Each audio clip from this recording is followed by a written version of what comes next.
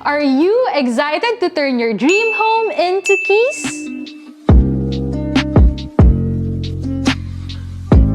Hi everyone! This is me again, Frenzel Paz, your friendly kapitbahay from Finest Properties. And today, iwa-walk through ko kayo sa best financing options natin dito sa Philippines. Most of us gusto naman talagang kumuha ng bahay. Unfortunately, nagkikick in yung fear na paano ba natin to masusustain or paano natin masusupport. And usually, pag narinig na agad ang salitang utang, kinakabahan na at nanginginig na, no? But in here, I will share to you what's the benefit of getting assistance or help on these loaning institutions. And paano nga ba yon? How would you be eligible? How would you know if qualified ka ba? And what are the requirements to apply for such loans? If it's your first time to buy a property, no, usually the process of paying for your amortization or for the property itself is first you have to pay for the down payment, then afterwards the loaning amount or the loanable value is going through either cash payment or babayaran mo siya through loaning institutions.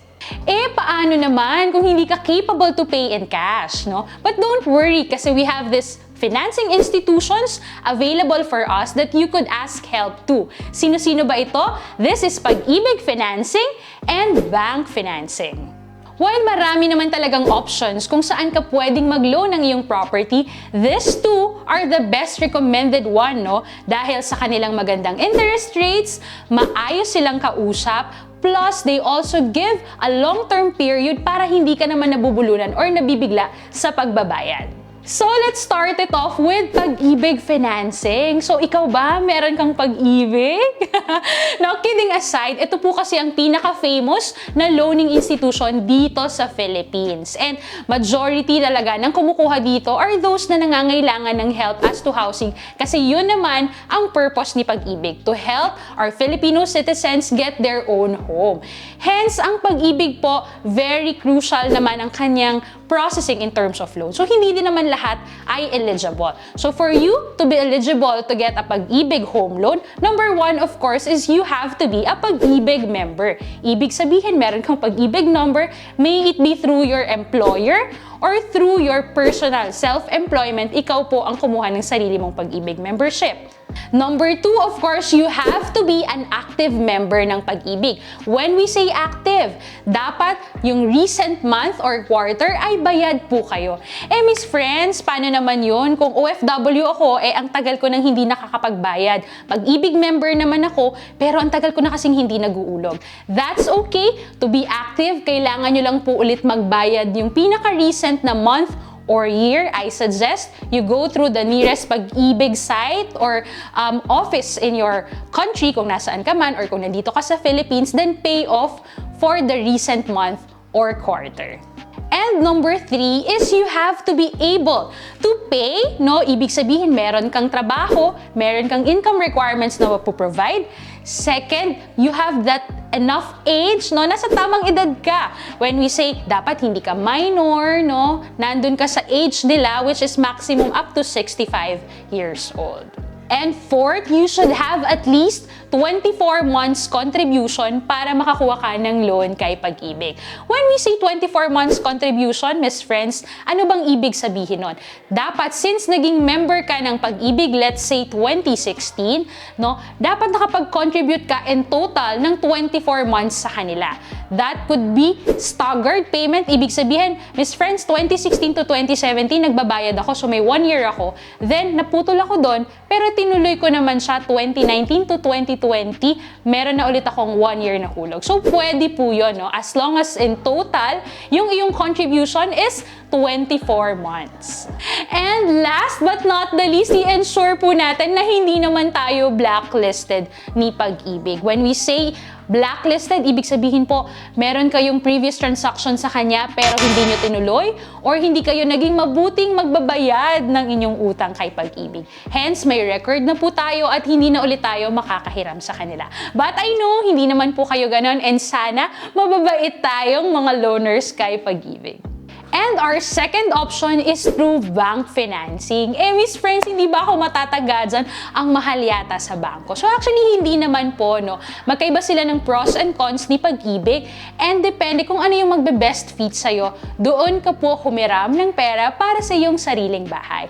Now, talking about bank financing, how would you know naman if you're eligible to get a loan from them? So number one, hindi po siya nagre-require ng existing account or deposit. So, okay lang, anyone could get a bank financing. Now, next naman po, dapat ay wala tayong existing loans. Or kung meron man, no, dapat kaya pa rin po ng ating income. When we say existing loans, kunyari po, meron kayong kinuhang kotse. And this car loan is currently ongoing pa, maybe 5 years in the making pa, dapat po makonsider siya sa pagkuha nyo rin ng bahay. Common mistake kasi ng ating mga borrowers, no, is napagsasabay nila yung kanilang car loan versus home loan, pero hindi nila nakukonsider kung kakayanin pa ba ng kanilang income. So make sure to ask this one and consider it for your home loan. Another consideration for you to know if papasa ka and eligible ka for bank financing is your credit score. So for sure, narinig na to ng most of us, no? These are usually based on your credit balance or paano ka ba nagbabayad ng mga utang mo sa bangko. Usually, anong tanong namin dyan? Ma'am, one, meron ka po bang credit cards? Second question, nagbabayad ka ba on time, no? So if okay naman, mabait ka naman payer, so hindi ka po magkakaproblema pagdating sa paglo-loan mo naman for your home. And of course, just like Pag-ibig, no, you should be eligible as a person to pay. Meron po tayong magandang work or income na papasok dun sa inuutang nating value. Plus, you're able, no, nasa tamang edad ka para humiram ng pera at magbayad. And of course, sana po wala tayong any bounce checks, no, or mga pagkakautang na tinakbuhan kay bank. Now, Friendsel, paano mo ba malalaman kung kaya mo namang kumuha ng loan? Paano ba yan binabudget? No? So, actually, we have this term, 30% rule, kung narinig nyo na po yun. So, 30% is usually the average way kung paano po tayo kinoconsider ng mga bangko kung papautangin natin sila or papautangin nila tayo and kakayanin ba nating magbayad. So, example, no, if you are earning around 100,000, get the 30% of that amount, that's 30,000 pesos. Ibig sabihin po, basta yung iyong uutanging amount is around 30,000 per month, your monthly amortization is within that amount only, no? Mataas po ang chance na maa-approve tayo ng bangko or ng Pag-ibig sa ating loan na kukunin. So, ito na nga, kukuha na ako ng loan, Miss Friendsel.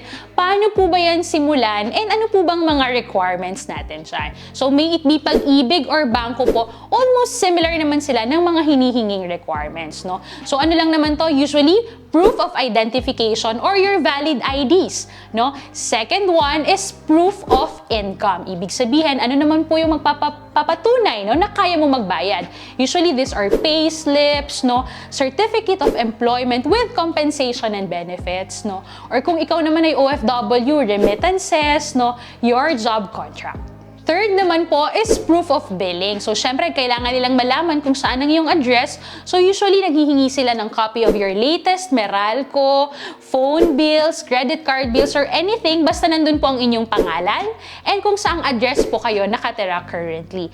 Paano naman, Miss Friends, kung walang nakapangalan sa akin? Kasi nagre-renta lang ako. Okay lang yon as long as yung may-ari po ng bahay ay bibigyan kayo ng certificate of residency, patunay na ikaw ay nakatira sa bahay na yon. Interest rates wise naman po, hindi naman actually masyadong nagkakalayo ang Pag-ibig at bangko. For bank financing nowadays, it's averaging around 7 to 7.5% interest rate per annum, no? And depende po sa fixing rate na mapipili mo. Second naman, for Pag-ibig, on average, it's around 6.3 to 5%, or depende also kung anong fixing rate ang mapipili mo. But generally, ganito po ang kanilang presyo. Konting tip naman tayo, no, to share to everyone. If naiisip mo na rin kumuha ng property, my suggestion is for you to be pre-qualified first before ka rin tumuloy to your next step as to home property, no? So, anong ibig sabihin nito? Maybe look for an agent to assist you. or go to the bank or Pag-ibig directly to ask support paano po ba nakakakuha ng loan. Ang common mistake kasi ng ating mga kababayan kapag kumukuha sila ng property is dahil na-excite na sila, gusto na nila ng property, sugod na lang sila to reserve. Then hindi nila nalalaman na, oh my God, hindi pala sila capable or pasok doon sa required income or dun sa mga requirements sa pagkuha ng loan. So, dun tayo usually nagkakaproblema. So, look for an agent or broker to help you in pre-qualifying the property that you like to ensure na mapapanalo natin ang pagkuha mo ng property. I hope this video will inspire and empower you na okay lang naman po talagang humingi ng tulong pagdating sa inyong property goals, no? May this be empowering to you that you consider these options, no? Kung hindi kayang mag-cash, pwede naman po tayong mag-loan. Basta mabait lang po tayong magbabayad, no? So these are the options we have, Pag-ibig or bank financing. If you have more questions, paano po ba to, Miss Friends? Bagay po ba ito sa akin? Send me a message. I'll be very happy to help you.